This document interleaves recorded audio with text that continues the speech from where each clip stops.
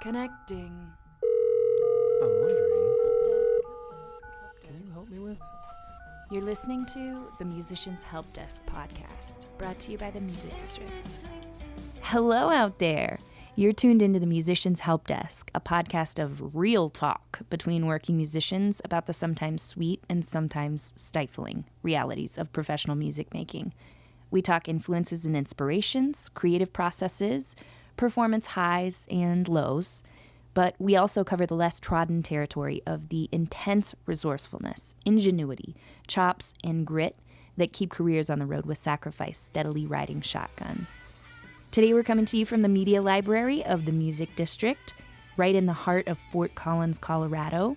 We've been in the midst of a steady songwriter's reign for days now, and indie pop band Wildermiss has just arrived for a 3-day writing residency on our campus. I'm Alicia. I'm with my friend and co-host Aaron Roberts. Hi. As well as Wildermiss vocalist and synth-wielding frontwoman Emma Cole, guitarist Joshua Hester and Seth Beamer, and drummer Caleb Temke. Wildermiss, welcome to the Music District and to the Help Desk podcast. Yay! Yeah, thanks for having us. Well, we're super excited to have you here and can't wait to talk to you about the songwriting, the work, and the strategy behind the Rocket Man-esque trajectory of your band.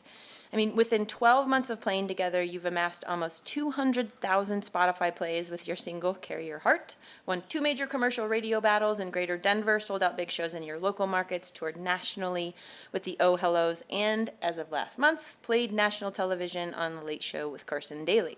So you're joining us today as you all are about to narrow focus onto the writing and composition of your second release, but I think it makes sense to start at the beginning.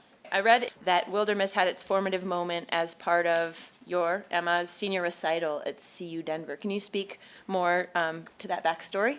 Yeah, so I graduated, and in order to graduate, I had to do this senior recital, kind of capstone performance.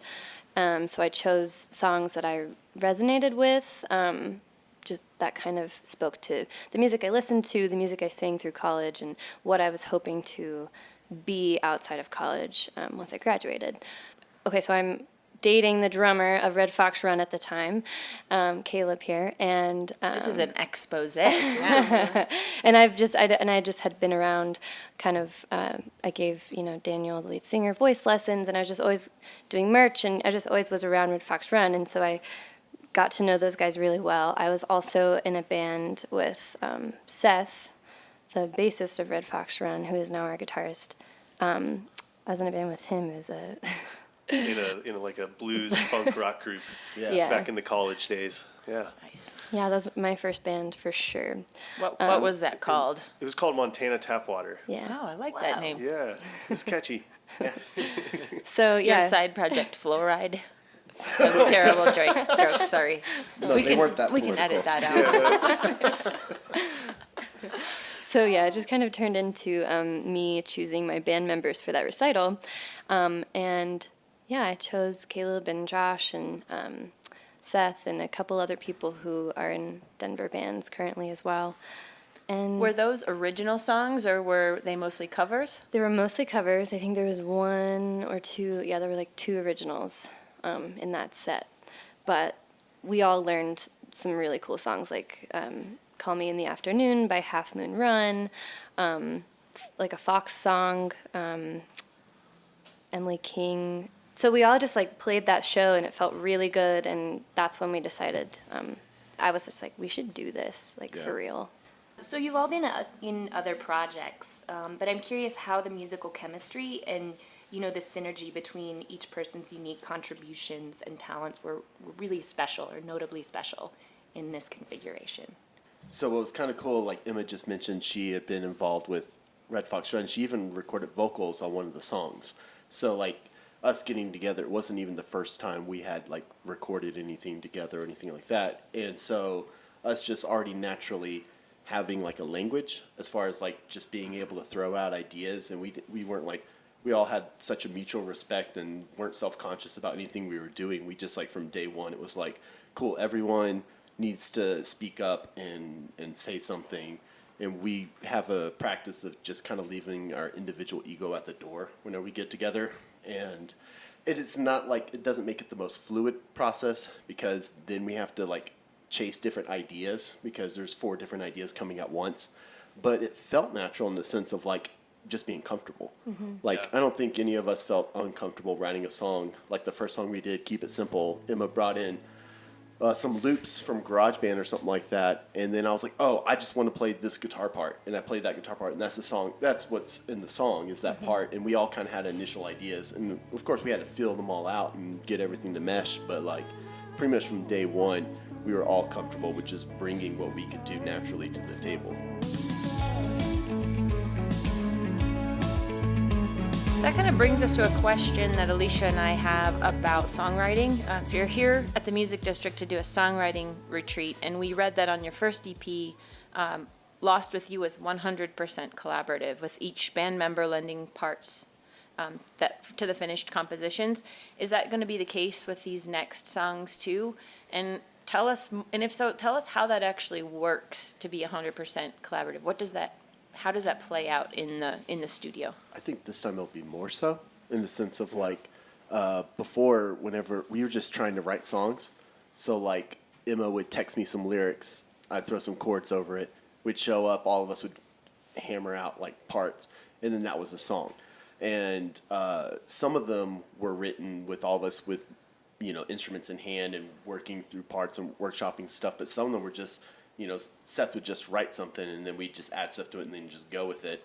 I think we're trying to build on this time around just everything from the ground up. Like, I've even not written as much. I just write like a riff or a part, and it's like, okay, cool, I want to take this to the band and just see what happens, and even lyrics, like just holding back on, I'll have like one lyric idea, but like we're all kind of like, I think, moving towards trying to organically write stuff together, because we just really enjoy like how that sounds and how that feels whenever we do that. It feels just more authentic as well, like, because we're all going through things, and so we can kind of feed off of each other in that emotional state as well. Yeah, and before we never really had set songwriting time, because it was always like, all right, we need to talk about business for like the first hour, and then we need to rehearse for the show that's coming up, and now we have 30 minutes to like work on this idea. And so like, and that was kind of how the whole last record was written. And now we're actually setting time to just write, not think about business, not think about anything. So, which I think will lend to more collaboration and more like starting from almost nothing. Yeah, it's tough when you don't have as much time in your rehearsal to write. It's like you have to come in prepared with something a little bit more concrete that everyone can like get right away, rather than something that's like such a vague idea, or like even just coming in with just a riff. It's like, well, you got just a riff. We only got 30 minutes. What are we going to do with that, But whereas if you came in with like a whole skeleton of a song, okay, 30 minutes, all right, now we can add in the lead part, now we can add in the rhythm, we can add in the drums, we can add in the form a little bit more, but now, setting some time aside for sure. Caleb nailed that. We're going to be able to start from the ground up a little bit more and be more collaborative, in the sense that we don't have to be pressured to come in with something so prepared right off the bat. Perhaps a slightly different sound on your next record as well. Yeah. Is there a song on your last EP that you feel was more collaborative? I feel like Tunnel Vision for me is probably the most vibey. It just has the most just kind of authentic everything that we did to that song. We basically wrote that song in the studio a little. We wrote it out more in the studio. Everything else was kind of thought out, ready to go. When we went into the studio, that song was the one that we just tweaked a lot more. Yeah, I felt like that one and Vivian were two songs that were like because usually like with something like Carry Your Heart or Keep It Simple, those were kind of already fleshed out ideas and that we added a lot of stuff to. And then Vivian and Tunnel Vision were two songs that we like had a verse basically for Vivian for a while, and then kind of just made up the chorus during one rehearsal, and nothing was ever like finalized until like we were almost in the studio. Like it was like, oh, okay, then this is what the song is, and so we've all kind of, that's one thing that we kind of do, is there's not one way we write songs. Like everything is kind of its own experience. We let the song like live however long it needs to, like as far as us writing it. I mean, there's a song we were touring with that I don't think you've had all the lyrics written to it. Literally still don't have lyrics written, Yeah. and we toured, and I sang different lyrics made up on the spot every night. Yeah. And that was scary, but also kind of exhilarating. It was Yeah. like, all right, what does this song mean tonight? Yeah, Like- exactly. Yeah, just kind of like feeling stuff out. Like, how do we even want to perform that song? We were Yeah. just figuring it It's, out on the it's road. like a half-written song. Yeah. but we Did were you like- ever really just not do well and sing something I that feel like I you just regret? I think there were some moments that I remember being like, "Yep, I don't know what that meant." Like that doesn't make. I don't remember what they are, but I think in those moments of like, "Oh my God, what do I say Yeah. for this next verse?" I would kind of mumble rap. Mumble rap it. I remember like Some scat. I remember Yeah. after a show just being like, "Oh, that was really cool what you sang." And you're like, "Yeah, I don't remember what Yeah, I I don't did." remember a freaking word, but I don't remember what I did. I do have some things that I've always come back to, which is kind of Yeah. cool because it's just like it's repetition, but also like my brain's naturally like, oh yeah, I like these words here. They mean something in this spot. So Yeah. we're working on it. We're trying to be spontaneous with our writing in the sense of like just letting things kind of like, it's like what we feel in the moment and Yeah. just kind of like capturing moments, I feel like, in our songwriting. And it takes more work than just sitting down and like orchestrating everything just to line up perfectly right off the bat and stuff, because sometimes we do some trial and error, and usually we'll come back to the first idea we tried, but at least we tried the other 10 ideas that didn't work. Yeah. And most of the time though, when something feels right, it. Oh, yeah. And it's like, well, we try a million things or whatever, but then it's like this one thing, just come back. You always Yeah. come back to it. Or sometimes something like you sit on a song for 6 months or a whole year, Yeah. and then you still like last night we were just messing with one of our songs, Maps, and I felt like that was the first time. We've played this song since the beginning of us being a band, Yes. but it wasn't until last night like we came into it with like just a fresh new riff, which then I feel like chained everyone else's freshness, Yeah. and then all of a sudden things started feeling right, and so Yeah. sometimes that happens too, where it's just, you just never know. Yeah. You don't know when it's right until it is right, and then you're like, okay, this is it, Yeah. and however long that needs to take, we're going to take it. Yeah. Okay. Great. Well, let's transition. We've been talking about writing, creating demos. Let's talk about playing live and look into recording. What were your first few live shows like? And what do you think in that was most elemental in quickly building that local fan base? Our first show ever was a house show, That was fun. and it was like It's a Halloween a couple show. days before Halloween, and we dressed up as Stranger Things because that's kind of it was yeah. in 2016, October 2016. So it was like when it was all happening. Stranger Things was a it huge was thing. so happening. So happening. It was great. We had a lot of friends there. It was in a basement of a cool house, and it was just great. Yeah, and It's fun to be a band and just play a show with a room full of friends. especially coming out as Yeah. a band. We're like, Yeah. here's our music, ah! Yeah. And everyone was like, cool, and like not afraid to dance. Everyone was dressed up. It was just whatever. Yeah, that was a lot of fun. Yeah. Yeah. And then from there, you decided, oh, we're legit. Well, that was kind of the fire under our butt. Like Yeah. we were like, okay, we're a band, and the later months of summer we were writing and like trying to get a set together that was longer than 20 minutes. Yeah. And we hear about this house show and we're like, oh, let's do it. Yeah, let's do that. And that was us like, let's do this. Let's play some shows. I think we always had the intent of being legit, though. Like ever since Yeah, I we know, even yeah. sat in the living room and talked with each other, and we're like, let's make a band. It was like, all right, if we're doing it though, we're gonna do it. Yeah. Like there's no like lollygags or, oh, this is a fun project. I mean, it is a fun project, but Yeah. it's so much more than that to all of us, and it has been ever since the first day. And that first show, I think it was just like the perfect kind of vibes that we needed for that first Oh, show. yeah. Like just the party atmosphere and like having all of our friends there and like getting to dress up, and it was just kind of like a house show. It's low pressure, low, we weren't there to like, all right, let's, a lot of shows you go and people don't know who you are, and it's like, all right, impress me. They stand there and they're like just ready Yeah. to be impressed. But that wasn't like the case at that kind of our first show. It was like, let's just go and like see how we are playing together and how we do that in front of people, and the Yeah. people who are there to love us anyways. So Yeah. it was just the perfect situation. But even moving on forward from that, we've always been intentional about what shows we want to play and what kind of band we want to be, and how serious we take it. So yeah. That's super cool, and that's something that we talk about a lot here. Is how to go about being really intentional about that sort of thing, Yeah. and sort of claiming legitimacy from the onset with absolutely. your band. And I'm curious, like, what are some other things that you guys talked about? How do you do that? Yeah, that is the gosh, question. yeah. We're still figuring that out.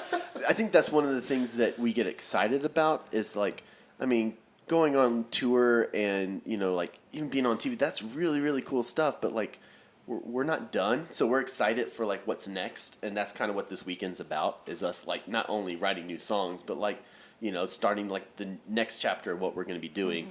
And I think from the beginning though, like even with our first song, Keep It Simple, we were wanting to like flesh out ideas and try new things out, but we wanted to do it intentionally and with a sound that like would resonate, you know? It's like putting our personality into it. I don't know. There was just a lot of things that kind of just lined up for us to do that. And I mean, we did play like a ton of Lost Lake shows. Like that first year, it was just like Tuesday, Wednesday nights, Thursday nights, you know, like just weekday nights at Lost Lake. And that was kind of like just us honing our set, like You figuring put the out, work in. Yeah, figuring out what we wanted to do. But like that was part of it, you know. Like we liked that venue and stuff, but we played it so much. We're like, all right, cool, let's go play other venues now. Yeah. You know, it's just like taking those natural steps. It's like it's okay to go play in front of 20 people. You know, whenever you're a band figuring out your songs, like being okay and accepting your role and what you're supposed to be doing. You know, I don't know.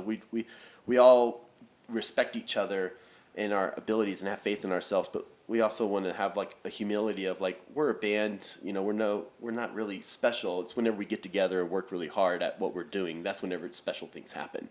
Right. So like just feeding into that. Yeah, I was going to say part of, you know, just the intent or part of the background to that is like, it brings back memories of when we were starting the band and, you know, the band name was the very last thing that we did. Yeah. Like literally the last thing we did before we ever announced, like right before we announced our Facebook page.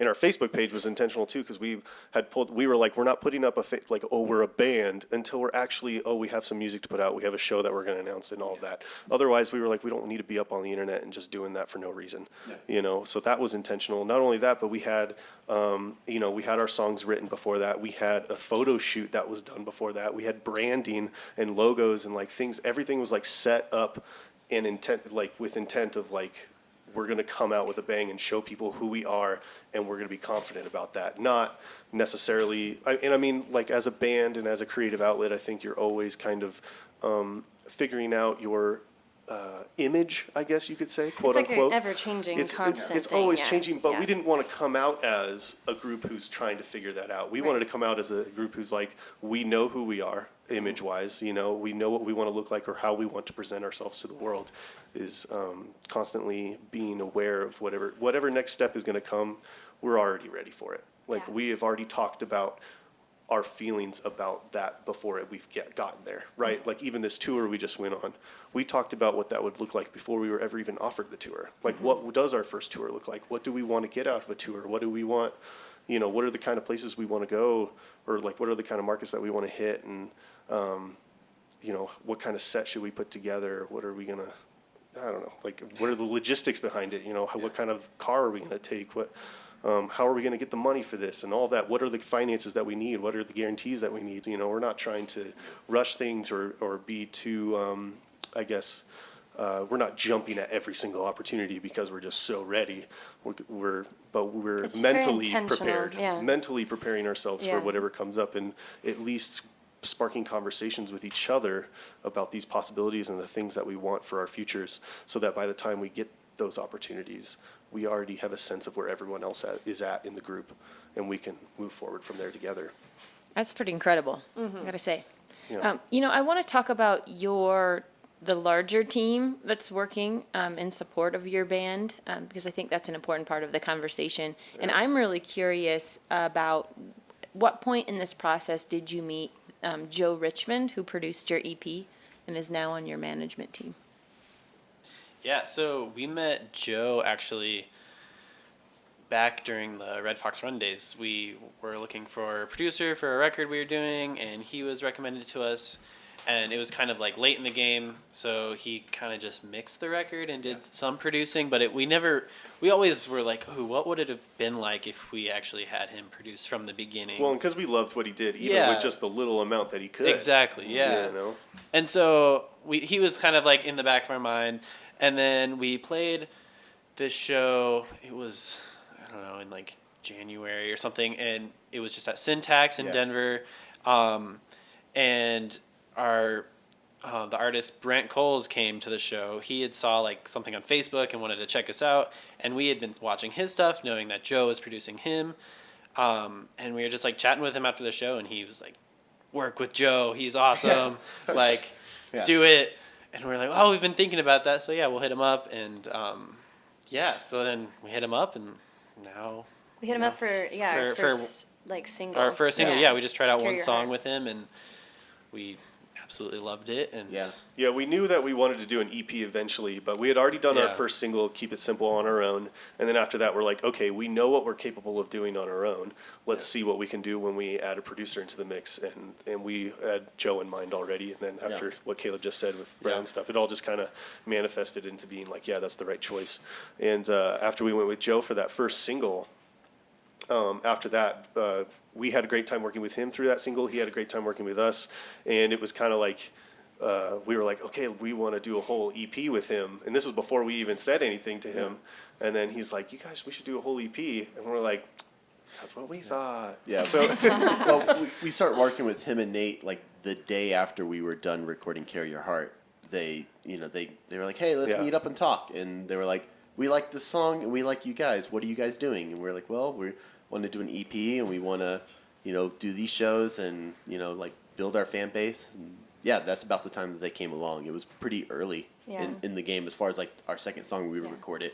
That's whenever we started working with Nate and Joe. So, What do you think were the key things that they saw in you after that recording process that made them so attracted to what you were doing, and you to them as well? I think that we had already like put a lot of thought into what we were doing, and we weren't just recording like, I don't know, just we hadn't just thrown some ideas against the wall and like we had already planned the song out. We had already been gigging with it, and we were also receptive to ideas. Like Joe had some input on the song that we were able to work and incorporate, some things that worked, some things that didn't. Like it was like a team effort, and I think they just kind of saw us like we were already heading in a direction that they wanted to be a part of, and they were people that were already doing things that we want to be doing, so it was just a natural fit. I don't know, what do you think? But, I agree. I mean, you're saying all the right things.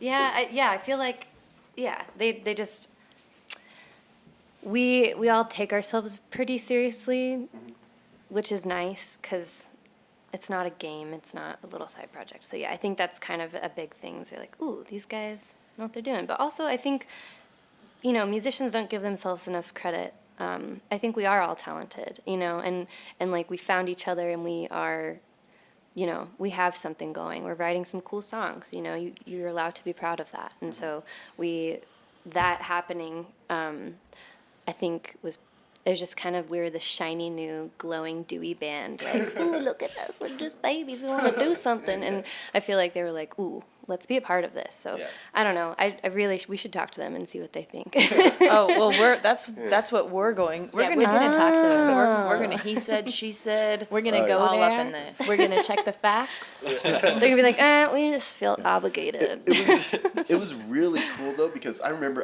we were like, Nate and Joe were going to sit down with us, and we all got together beforehand. We're like, all right, like what do we want? We were like talking about all these like what ifs and stuff like that. And then whenever we sat down with them, they said everything that we were thinking already. As far as like, Nate's like, I don't want to come in and tell you what to do as a band. He's like, you guys are already a band. You can play music. You're good. Like I want to help you do things that, like more than that, like the next step. And so like just him coming along and not being like the cigar toting, like, hey kid, I'll make you a star, like he even said that. He's like anybody that tells you they'll make you famous, don't listen to him. Like he's like just way to set the bar low, Nate. Well, Nate. But like like just that honesty that he had. Like him and Joe, if anyone ever gets a chance to hang out with them and talk with them, they should, because they're like the realest, coolest people you can talk to in no BS. Yeah, they come from, so much experience too. And and they're just so humble and cool. They're just cool dudes. Yeah. Yeah, and I mean, it's got to help that those guys are musicians as well. Oh, yeah. Of course. And yeah. they have a serious track record. Yeah. So that's great that you guys you found each other at this, pretty formative time. So I'm curious, in those initial meetings and now kind of carrying on beyond that, how much you guys work side by side in terms of both your creative strategy and the trajectory for where you want to take this new music. As you said, you guys are super intentional as a band, and I just wonder how much day-to-day kind of conversation goes on with those guys about your plan. A lot. Every single day. Yeah. Every day. We have a group chat that's just Constant. getting blown up all day. All day, every day. Usually it's we're all we sending think memes, but... Yeah, memes. And usually I'm sending memes that no one laughs at. That's And usually too, it's we have two different chats. We have just us, and then we have us and the team. Yeah. And so it's kind of we can make sure we're all on the same page, and then we are go to them and make things happen, and it's very streamlined that way. And what are you talking about day to day? What are some of the things that you're having to talk about or decide? Emails. Yeah, a lot of show offers and stuff like that, or new photo shoots and music videos, all that stuff, just all the logistics behind what goes into planning that. our, EP release in May, all of that. Yeah, sometimes we'll get a text from Nate in the group chat. It'll just be available on this date, and we won't even know what it's about, and then we'll just say yep, and then he'll mention what it's all about later, and but it's just quick things like that, all day, every day, just quick hey, are you available here, or hey, did you get this piece of paper signed, or hey, did you talk to this person about, or did you email this person back, or hey, what do you think about this design for this poster, or even hey, just hey, I had a conversation with this heavy cat, in the industry, pretty cool for you guys. There's things like that where it's we're constantly hyping ourselves, making ourselves wow, this is cool. We're doing things, but also okay, what's next? Oh, we should do this, and this. Yeah. How do you feel? Yeah, it's so many things. Yeah, if it's ever something really big that we need to talk about, we'll get together and all in person and talk about it. We do have in-person meetings and stuff, but the quick stuff is just the day-to-day dates and signatures and what do you think about this, and just thoughts are through the text every day. So, yeah. That must feel like an incredible amount of support. I know you all have had other bands before this that haven't had representation. Yeah.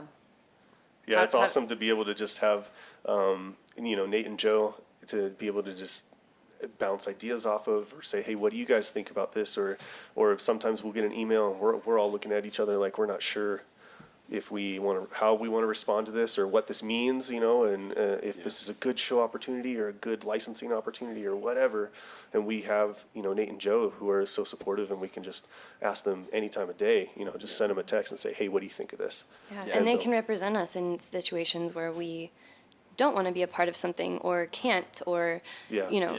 We're quickly realizing that, especially finances, money, not having to be that guy to talk to, whoever about money, is huge, because it puts us in a weird position, because we're just the fun band that they get to hang out with for the night, and so that's been awesome too. Yeah, just it's been nice to separate that. Yeah, because then we can focus on doing what we do as well as we can. Just how time consuming it is, meeting and talking with people, just having someone else to email and do that communication so we can rehearse. Because we had nights that would be our quote unquote rehearsal night, but we would show up and have to do an hour of going over emails and just talking about things. And then by the time we're done with it, we don't feel like playing music, so we just hang out. So it's just stuff like that, to where it's we can kind of put that responsibility over to them, and have a team working on that while we're focusing on music has been great. Yeah. Well, let's say you didn't have management. Who do you think in your band would have to be the negotiator? Caleb. Yeah. Yep. Yeah.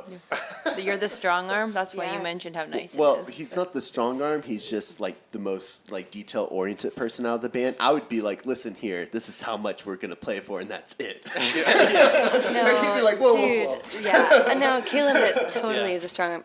There's little, you're just so blunt and realistic, and just kind of no BS. You're just Yeah, he's this a is great how it is. emailer, You're too. just a great emailer. Yeah, and that's what- especially in person too. If someone's like, "You want to do this thing for me?" and you're just like, "Yeah, let's talk about that. Let's like you're just very, yeah."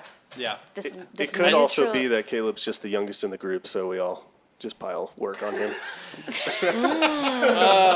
Just kidding, just I kidding. didn't realize that till you said This is that. the expose part of it. well. No, It's I'm my totally way of- joking, totally My joking. way of keeping everyone in place. They have no control over the schedule. Yeah, right. He's a real mastermind. Is there any downside that you found to having management? Is there any place that consistently is like a point of contention? I haven't found that yet. I mean, like, I don't know. I don't think we've come across any. I mean, Joe is driving us across, like 4-5 states or something like that on our tour and running sound for us, Yeah. at our shows. So He's He's already doing a doing lot. way more than any Yeah. manager would ever do. Yeah. so he's- like It's been amazing. I don't have anything negative really. No, not at all. I Yeah, can't think of anything. it's okay. Why is everyone looking at me? We really feel lucky. Yeah. We feel really lucky. It really is incredible that you have a manager that also can be a producer and an engineer, a studio engineer and a live engineer, will tour manage you as well. I mean, drive you in his van across the country to shows and then manage the night to night. That's pretty unheard of. It seems like you hit the jackpot. Yeah. Oh yeah. And Yeah, we're going to buy him something nice someday. Yeah, like a watch or something. Like, oh yeah, Rolex. but like I might have some other suggestions. But the cool thing, I mean, that's why we wanted to work with them from day one, was that like they wanted to come on and like put the work in, and they were people that had already done everything that we wanted to do. Yeah. Like they know how much effort it takes. I mean, like at our first single release, what was that? No, that's the EP release. Nate was, helping set up the stage and things like that, and Joe was running sound, and it was just like, they showed up ready to help out. I don't know, like they're part of the team. They're just Yeah, as it's much like they really Wildermiss as are. we are. Yeah. I feel, they're Exactly. they represent us, and yeah, we're glad they do. If you had to point to one element that's kind of behind the scenes, this behind the scenes factor that you most attribute to the amount of success that you've had really quickly with your band, if you had to point to one single thing, what do you think that would be? intention. I mean, I was going to say focus on the music. Yeah, the music. The That's what I was gonna music, say. yeah. I don't know. I noticed so many people focus on like the hype and the look and the visuals and like it's. I'm not saying that's the easy thing to do, but I don't know. I feel And like we it's do not- that a lot- too. We yeah, focus on that too, to a sense. But the song is just so like I mean that's it. That's Yeah. what making us Wildermiss. yeah, music's always comes We- first. But We there's have cool- there's yeah. so many different things to the music industry. That's why it's so easy to get sidetracked. Yeah. So. But you just have to have that yeah, song. You have Yeah. to step back and be like, what Yeah. am I doing? From the beginning, it was like, if we're having the most fun, if we're having so much fun playing our music, let's just let that spill over from the stage, Like, even before people know our songs, we want them to be enjoying them. Something else too that I'd like to say, or that I've seen with the band, and I've always kind of thought to be true, is part of this has to do with leaving our egos at the door. When we do go into write, nobody's like idea is the end all be all idea, and I've always thought like if 4 people enjoy it, or if one person enjoys it out of the 4 of us and it ends up in the song, chances are 1 out of 4 people out there are going to enjoy it, or maybe even less, right? Yeah.